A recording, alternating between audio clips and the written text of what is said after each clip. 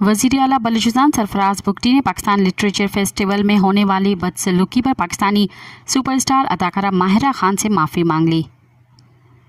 गुज़िश्ता दिनों माहिरा खान ने Karachi arts council के तावन से कोयटा में मुनक़द होने वाला 2 रोज़ा पाकिस्तान लिटरेचर फेस्टिवल PLF की तकरीब में शिरकत की। तकरीब में शिरकत के दौरान अचानक हाज़रीन में से कोई चीज़ माहिरा खान की तरफ फेंकी गई, जिसकी वीडियो वायरल हो गई। इस सारी सूरत को माहिरा खान ने नहायती खूबसूरती से निभाया और तकरीब जारी रखी, यहाँ तक कि जब वो स्टेज से बाहर गईं तो उन्होंने हौसला अफजाई की कि तमाम शहरियों में मज़ीद ऐसी तकरीबात मुनक़द की जाएँ ताकि लोगों में इसका शऊर बेदार हो। जबकि फ़नकारों और मद्दाहों ने अदाकारा को हवास बहाल रखने के हवाले से दाद दी,